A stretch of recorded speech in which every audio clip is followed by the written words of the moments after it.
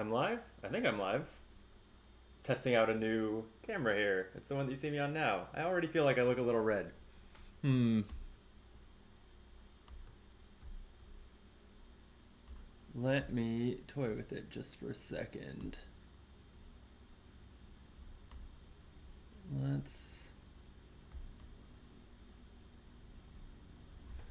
I have it on auto white balance. Or do I want to adjust the temperature myself?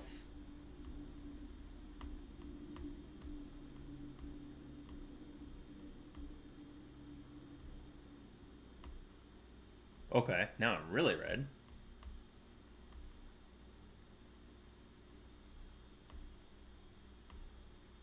Now I'm back to about the same.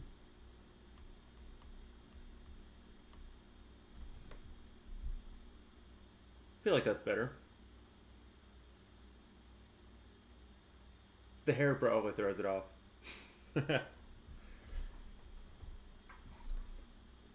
All right, well,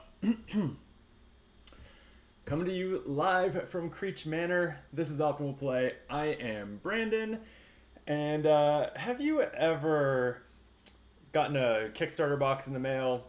It's an expansion that you backed, and you open it, you look at everything that came in it, you're like, oh shit, I've barely played enough of the original game to justify owning this. Uh, Hi, that's me. I have a problem. Today, that problem reflects itself in Final Girl. Oops, that's the zoomed in view. There we go.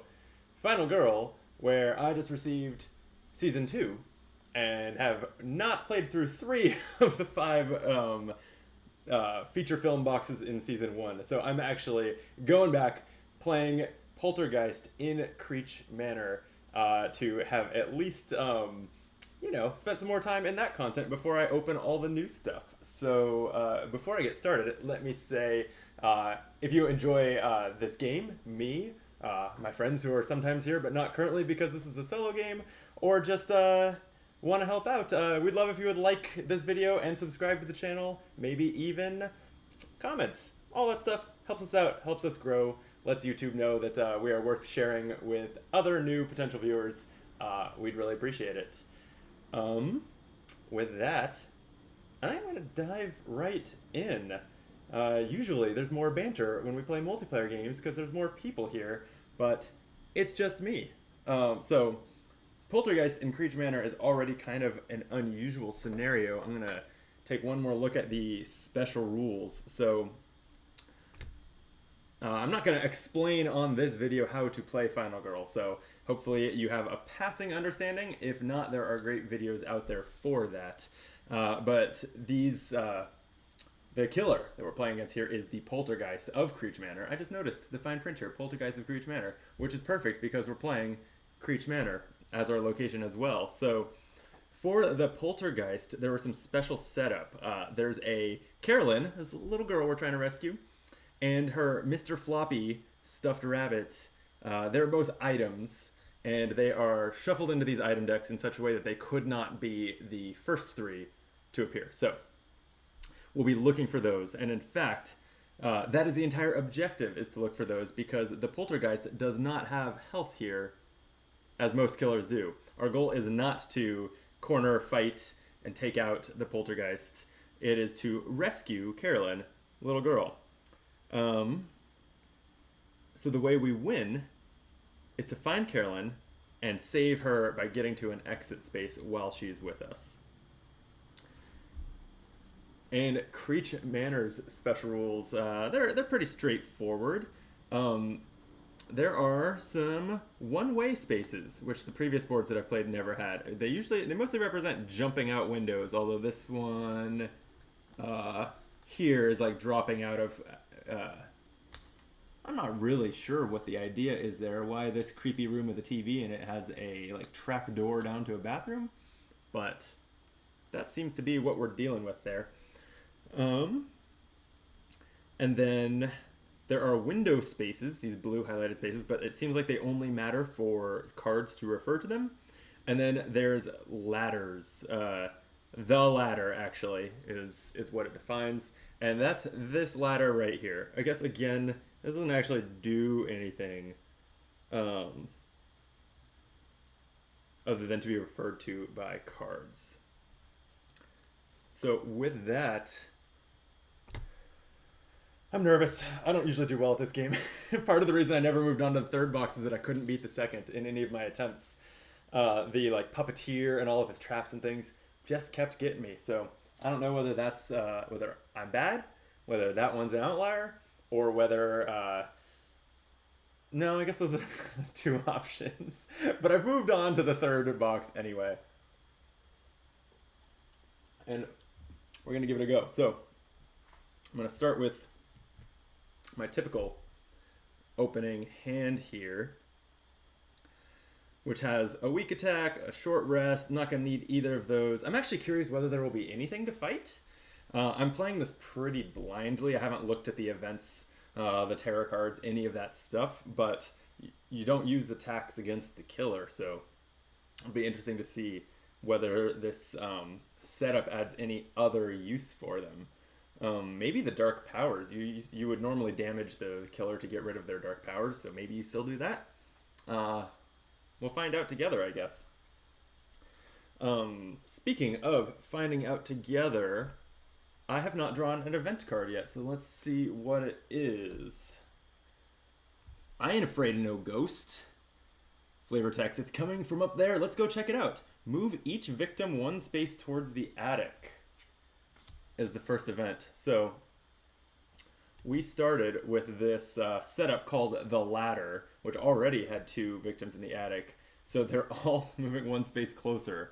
There's only one entrance to the attic, so this one's going to move there, there. These 2, it looks like the way up to the attic is this way, so they're going to move into this little room, hallway, I guess. That'll move there, here. Oh boy, this one's going to crowd in with those 3 of them there. And there, I guess that's okay. I feel like there's sitting ducks already. That's scary, but that's the event. No other special rules or anything, so that much is good. Okay, so the whole objective is to search and find Carolyn. So I guess that's got to be how I start. Is move into. I better head upstairs and start searching. I'm torn because obviously I need to rescue victims so that they don't all die, and also to turn on my power. Speaking of power, I am a mess here. Let's take a quick look at Selena, the final girl that I'm playing as. She has 6 health, needs to rescue 4 victims to turn on her special ability, and it is, when resolving a search action card, roll 2 additional dice. I actually hadn't looked at that. That's huge. It's probably no coincidence that she's in the box where searching is the objective. That's okay. So the plan now is to rescue enough victims to turn this on and then go searching, because those 2 additional dice will be clutch. For sure. Last thing before I start, I'm realizing I don't have a token here on the horror track. Where is that supposed to come from? I am totally spacing on like what component is supposed to go on the horror track. This was a major failure of setting up this game before starting streaming. It's fine. I'm just going to use a victim. Here we go. I'll figure that out next time I play rather than stop right now. Okay, so I desperately need to get these victims out of the hallway here and take them downstairs. So I want to walk towards them. I'm going to start with that. I'm going to walk, roll in 2 dice, I think, if I zoom in over here. Oh yeah, we get a little bit of a view of my dice in this dice tower. And that's a great roll, 2 successes. Okay. So I get to move up to 2 spaces, and then I spend a time doing it. Then I'm going to do the thing that I planned to do, which was go straight to these victims, join them in that hallway. Now, do I want to walk again or save that for next round? I'll probably walk again and then try to buy a sprint card for next round to kind of get the rest of the way there. think I like that. So I'm going to walk again. Rolling 2 dice, and oof, 1 convertible success, and that's it. So if I fail on the walk card, then I either lose 2 time, or I can lose a heart to move 2 spaces and lose 2 time. I think I'd rather convert this with my short rest and weak attack cards, because I don't have any reason to believe I will need them all that soon. So I'm going to convert that to a success. I get to move 1 space. I'm going to bring 2 victims with me. 1 step closer to saving them. Yeah, I think that's... Oh, and I spent a time. That's probably the round, unless I want to... Actually, you know what? I do want to use 1 focus card. Focus might reduce the horror level and eventually try to get me up to having 3 dice here. So I'm going to roll 2 dice on that. 1 success, 1 convertible. I don't have enough cards to convert that, so I'm going to take the 1 success gladly, reduce the horror level by 1, and cost me a time. But that's a success. That's what I wanted. With that, I'm going to call that a round. It's been a little while since I played Final Girl, so I admit I'm looking at the reference here to make sure I don't screw anything up. So it is the planning phase. Next, that is when I am going to shop for new cards. I definitely was just saying I wanted a sprint. I will ultimately want a search, but I'm not worried about that yet. So I have 1 time left to spend. I'm going to take a close call that lets me reroll some dice. Seems like the way to go. Okay, I'm going to reset the time to 6. Because as I mentioned, I'm testing out some new equipment here on this video. The new camera seems like it's working well. I want to make sure that my audio is still fine. Yeah, audio looks good. I see the waves. Okay, we'll take it. Then we're gonna go to the killer phase. The killer's action is to target the nearest victim or final girl, move to it. Her speed is 2 spaces, so can easily get to the nearest victim and attack it. Poltergeist will successfully kill that victim, raising the bloodlust track and raising horror for reaching that space on it. Okay. Not great, but not terrible. And then we're going to draw a tarot card. Tarot card says, "Nothing is as it seems. If Carolyn is with you, discard and draw the next tarot card." Nope. Otherwise, shuffle each item deck and reveal the top card of each. Then, if Carolyn or Mr. Floppy is revealed, raise Bloodlust twice. Oof. Okay. So we knew that the top of the search deck was a shotgun, a candle, and a knife, but they're getting shuffled now. We'll see what we get after the shuffle. I don't know what I'm hoping for here. If we find Carolyn or Mr. Floppy, then that's huge information, but it does raise Bloodlust twice, which would be pretty rough. Let's see. Okay. Here goes nothing. We've got, in the garage, a list of things in the... Okay. We have in the attic... Ooh, if I can get this card. They're not sleeved, so a little tricky. There's Mr. Floppy. And in the closet, the knife. Still there. Shuffled the same card back to the top, I think. Well, we did get Mr. Floppy revealed, so we're going to have to raise Bloodlust twice. 1, 2. The only thing that happened as a result of that is that the Poltergeist's dark power is already revealed. Let's see what it is. It is Stiff Wind. All of your moves of 2 or more spaces are reduced by 1 space. Oh, wow.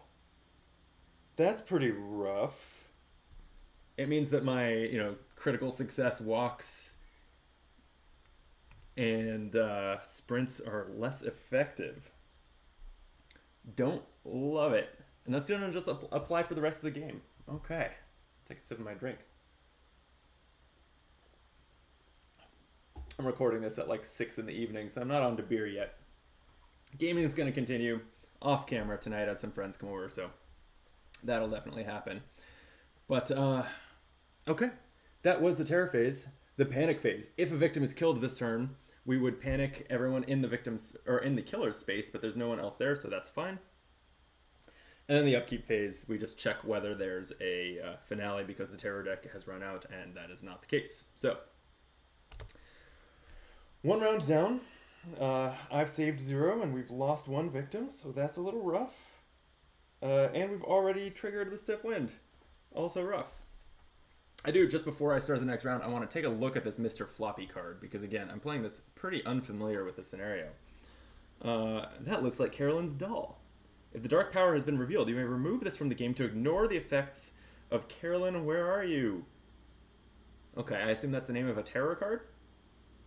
And then this says, if this card is discarded for any reason, shuffle it into the nearest item deck. Okay, so Mr. Floppy maybe protects, maybe like if we would lose Carolyn, we lose Mr. Floppy instead.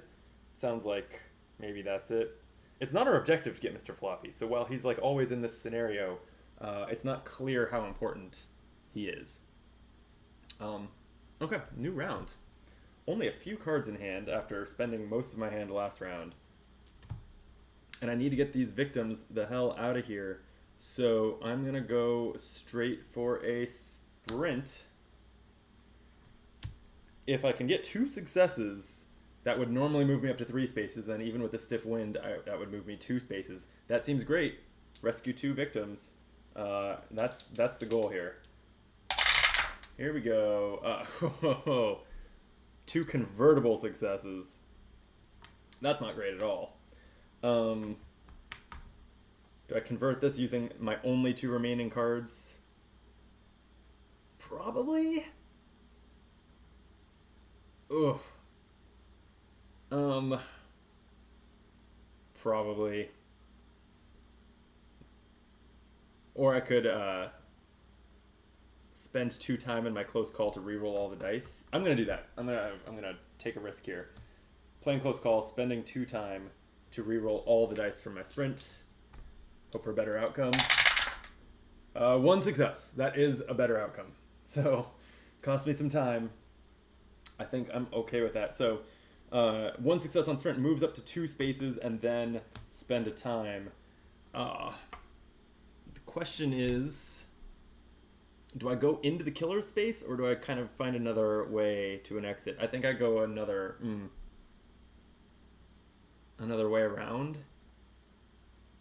Because otherwise the killer's just going to kill one of my victims. Then I'll only have 1 that I'm taking to an exit. So I'm going to take these 2 with me into this hallway where there's a 3rd victim. Oh no, except that... Oh, this is hard already. The poltergeist is going to potentially move to me. I guess we're equidistant here. Final Girl's weird. When there's things like, 2 victims are equally close, where does the killer go? And it's like, it's a tie that you need to determine the answer to. You can decide kind of based on what's worst for you, what's funniest, or what's most thematic. I usually go with what's most thematic, and I'm going to argue here that us ducking out of the stairwell just as the poltergeist goes by is the most thematic. Hopefully you agree. I think I'm going to go with that. That said, this round is not over yet. I have finished my sprint. I still have a focus card, and I'm going to go ahead and play it and see if I can keep that horror level down. So, I'll roll these dice. 1 success. That'll lower the horror by 1 and spend a time. I'm fine with that. So we're going to go straight to the planning phase now, where I have 2 time to spend. I'm going to take back all my all my 0 cost cards from last time, which includes 2 walks. So that should help me get out the window to rescue these victims. Then I have 2, so I guess I'm going to take a I guess I'm gonna take a sprint. Just try to keep the movement going as fast as possible right now, especially against that stiff wind. So let's sort the cards that we're returning to the supply. Set our time back to 6 for next round. And we're going to the killer phase. Hey, Chris in the chat. Yeah, when I said coming at you live, I wasn't kidding. If you're watching this as a video later on YouTube, I did a live stream it. Because this is kind of a test stream, I didn't put it on social media or anything. But anyway, Chris, I'm really happy that you joined me. Yeah, that decide for yourself to break rules ties may be my least favorite part of a game I very much enjoy. Yeah, it's weird because you kind of have to... It causes you to, like, battle, like, okay, what really is, you know, most thematic versus that temptation to lean towards the thing that favors you, which is ultimately what just happened to me and what I just succumbed to. So, yeah, that is what it is. I don't know. Yeah, it would be nice, I guess, if there were a few rules to help you break common ties. Like, if a victim and your character with a victim are in the same space, does it go for the a lone victim or for the one with the final girl there? The rule could be either one, but, like, yeah, if there was a rule, I would appreciate that. Maybe I should, maybe soon I should just pick a rule, and so that when I play, I'm consistent with, like, like that kind of very common case. But for now, I want to go with what I decided earlier. It's the killer phase. So the killer is going to take her action, which is to target the nearest attackable thing, which we decided would be this victim 2 floors up, move her speed of 2 spaces towards it, and kill it. Another dead victim. Bloodless track rises. This is terrible news. This is where Hortrack bumps up twice. And it's a huge setback towards getting to the green and getting 3 dice. That is rough. Chris says I usually end up figuring out a way to throw a single die to decide. That's a good idea too, actually. Yeah, just kind of randomize those situations. I guess the one, I don't know, my one observation about that is that by making it random, you're taking that knowledge away from yourself, and you're, like, meant to kind of know what the killer is going to do on their next turn. So if what you know is that the killer has a 50% chance of heading towards you versus 50% chance of going the other direction, that kind of in itself is pretty challenging because it takes away the predictability. So it's a tough call all around. But we do have a terror card to go still, and this one is Something is Coming Through the Wall. If there are no victims on the board, discard this and draw the next one. That's not a problem. Otherwise, all victims panic. And then any victims that exit through a window are killed. Oh, so victims can jump out the window and die on this. That is super, super thematic and fun. I like that. I don't like that everyone's going to panic, but so be it. So I'm going to quickly resolve everyone's panic, starting with rolling 2 dice for these two. 3 and 4, neither of them is going to move because they only had a 5-6 out of the attic. This one, a 2, moves it this way, and then there was the one that was already there. A 5 is going to move it into the closet. This one in the stairwell there will, on a 3, move towards the window, luckily not out the window. And then we have 3 of them in my space, so they're going to scatter. Hopefully towards the window, because that's where I wanted to go with them anyway. 1, 3, and 4. 1 through 4 means they all move this way. That's fine by me. Okay. And then lastly, we draw a new event card. This is always exciting. Our new event is, let's zoom in and take a look at this. Pushed to the edge. They looked at me somberly, then, without speaking, walked over to the window and jumped. Oh no, after this panic, this is gonna be rough. Roll a die for each victim in a window space. If this roll is a failure, that victim jumps and is killed? Oh my god. Oh no. Oh. Okay, that's four. That's four of the victims. That's four of the victims, and then the only ones that are not gonna probably die here, the poltergeist is between me and them. Oh, this could not be worse right now. All right, we're gonna roll 3 dice for these 3 victims. On a failure, it's killed. So that means on a 1 through 4, they jump and are killed? That's so rough. Here we go. They all failed. All of these failed. 3 victims dead. Bloodlust raising 3 times. Right, raising the horror level. And I still have to roll for this one. That one stays alive. That's something. Chris in the chat, LOL, I love the way this game just destroys you. Yeah. I mean, this is why I haven't beaten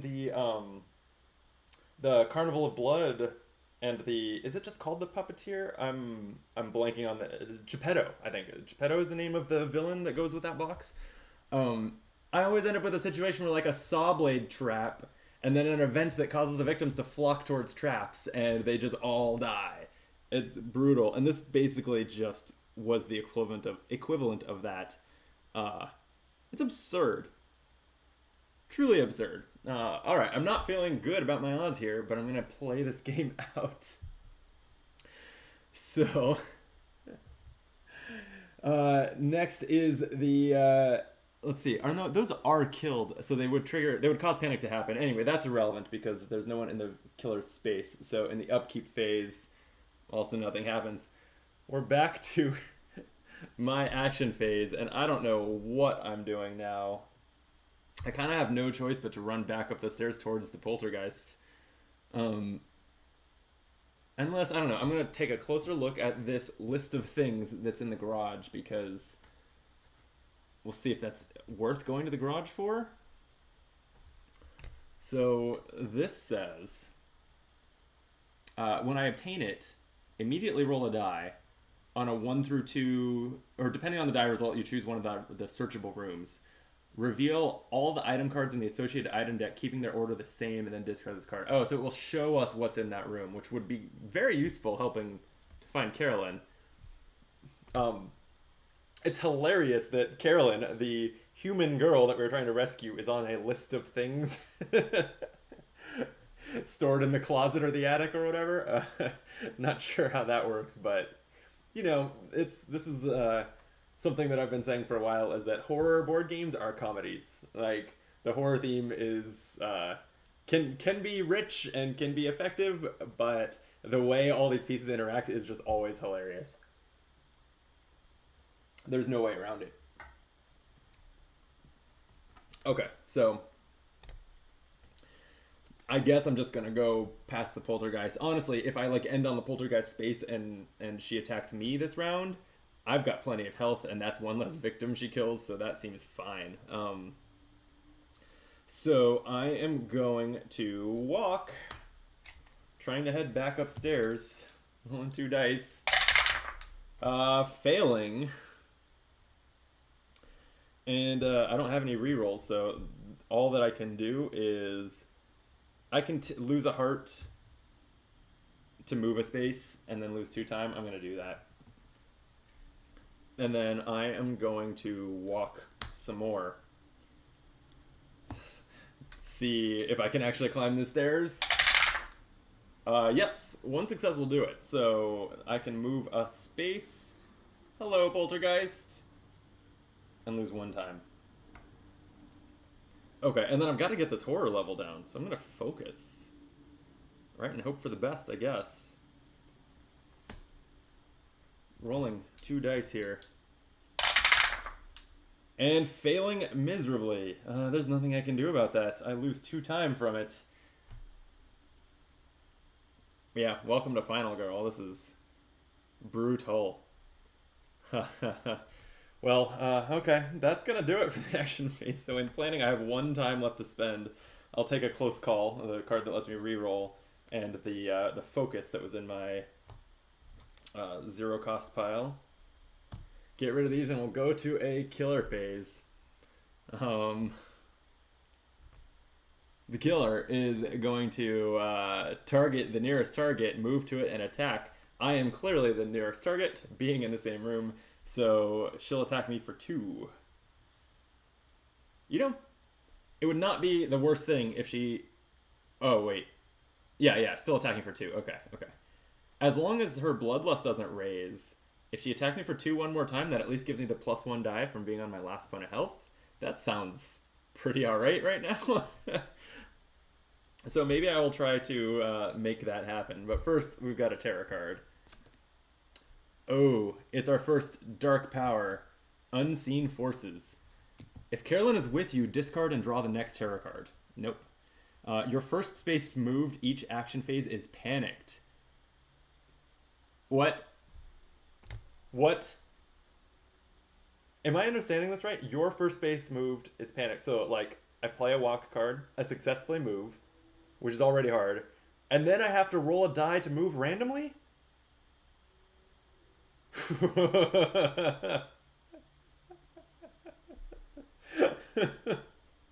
I don't know how I get out of this mess.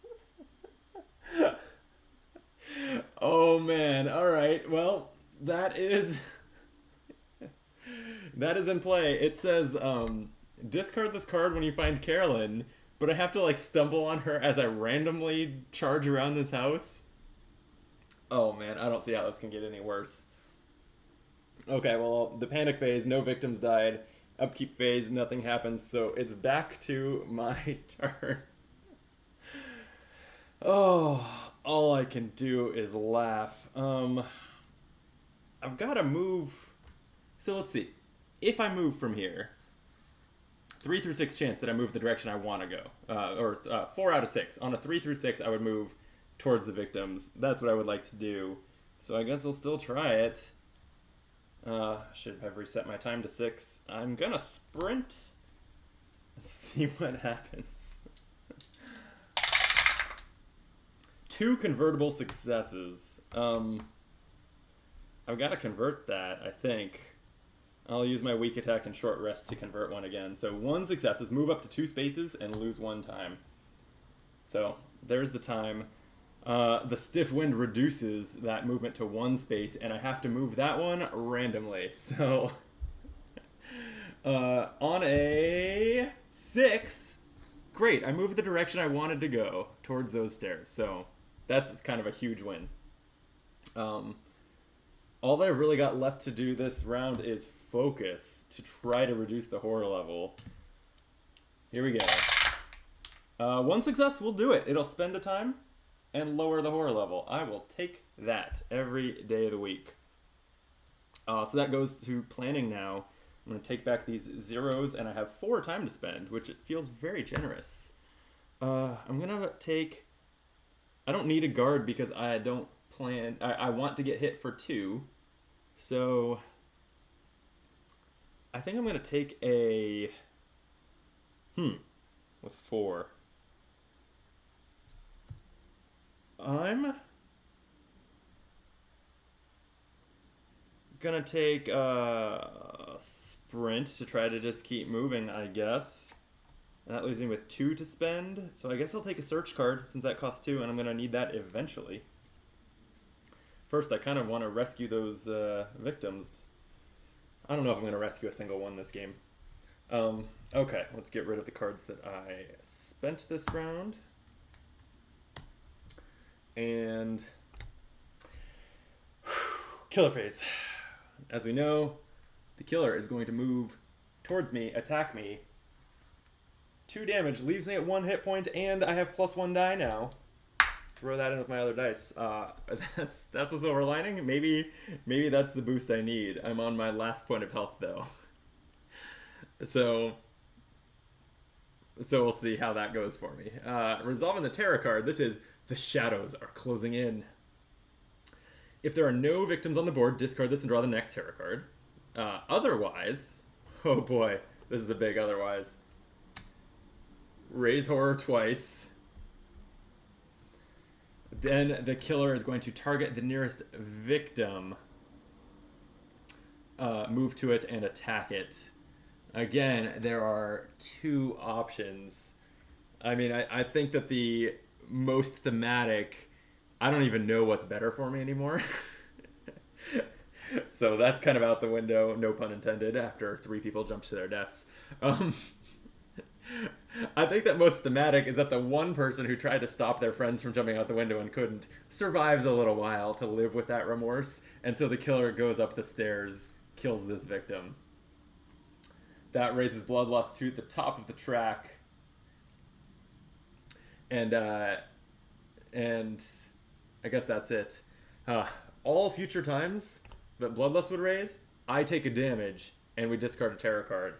The reason that this is terrible is because I'm on my last point of health. So basically, if another victim dies, I die, or at least we make that check for whether I have any bonus health under there.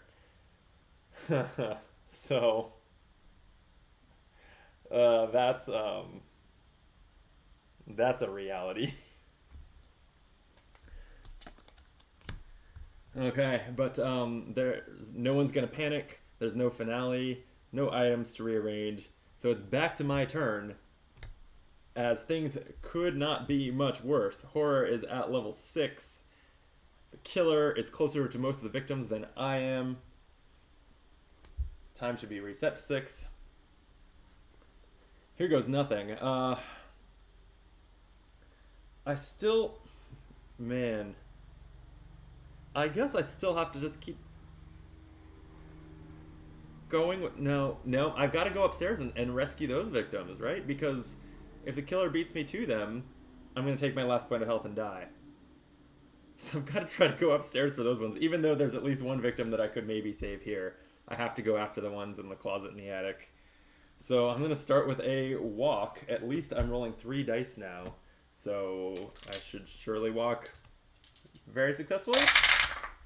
Nope, just 1 convertible success. I don't have cards that I want to spend to convert that, so I guess I'm going to no, I'm just no, I can't. Wow, I was gonna do the option where I take a damage to move anyway, but that would kill me, or at least use my last point of damage or of health. So, let's do a close call. I'm gonna spend the 2 time to reroll all dice just to maximize my chances here. Here we go. Same result. This game's out to get me. Which is very thematic that the game is out to get you, but still, not cool. So all I can really do, because I can't lose my last point of health to move, I've got to lose 2 more time from this failure. Or do I convert it? Sorry, let me consider one more time. Let me consider one more time converting this. Like, yeah, I guess I do.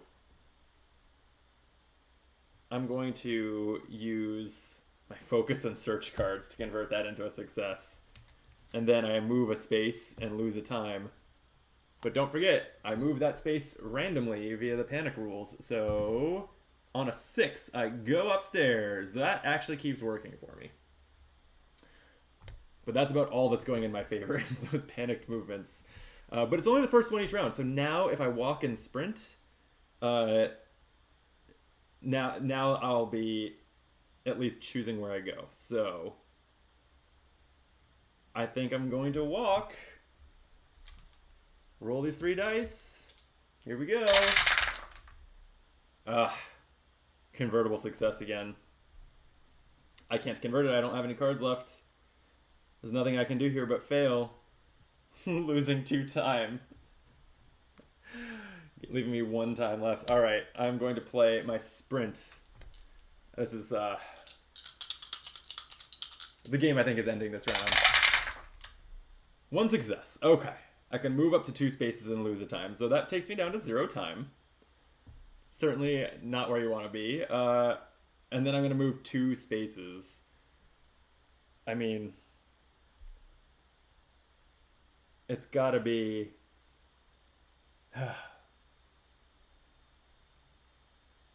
It's got to be to the closet to get that one out. If I run up to the attic, then she's just going to go attack the victim in the closet.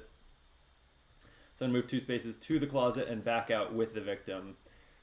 I love doing this live on stream, but I am checking a rule because it's been long enough since I played that I've forgotten whether the killer's attack prioritizes me or the victims. I kind of think it's the victim.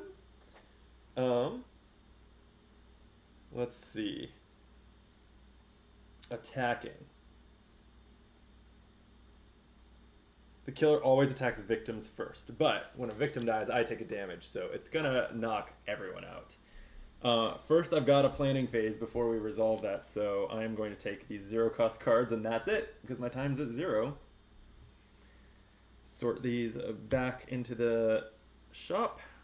A lot of good they did me. And here we go. The killer is going to target the nearest target. That's me and the victim in this space. Move, it doesn't have to. Attack the victim, successfully kill it, and then she reaches the top of her bloodlust track, which is going to make me take a damage. So we're going to check whether I have any extra health here, and I don't. I do not have any extra damage, or any extra health. I've lost. I'm killed. I not only didn't find Carolyn, I didn't even learn where she was. I was not close. Okay, well, I will definitely be having some rematches against the Poltergeist. Maybe they'll be on stream, maybe they'll be off stream. I haven't decided. I'm a little demoralized. But right now, I need to find myself some dinner before some friends come over to play more board games, so I better go. Once again, if you enjoy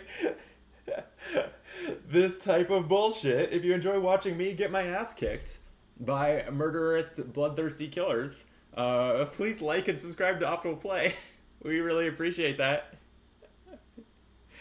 And I'll be back soon to play more Final Girl and surely lots of other games, both solo and with my friends. So, thanks for joining.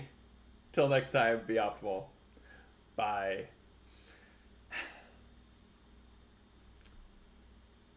Yep, and that's a stream. That's where I'll cut it when I upload this. I'll cut there. Stream's going for another second, obviously, as I'm just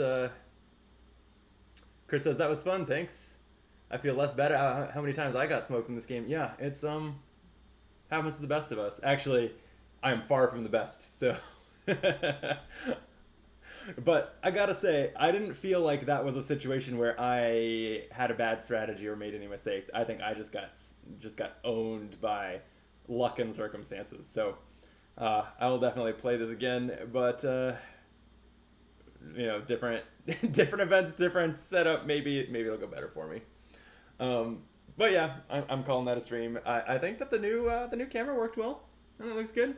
I think it looks better than the old one. It's definitely it's like 1080p. The old one was 720, so it's a resolution upgrade. I might still tinker with like the color temperature, but and it doesn't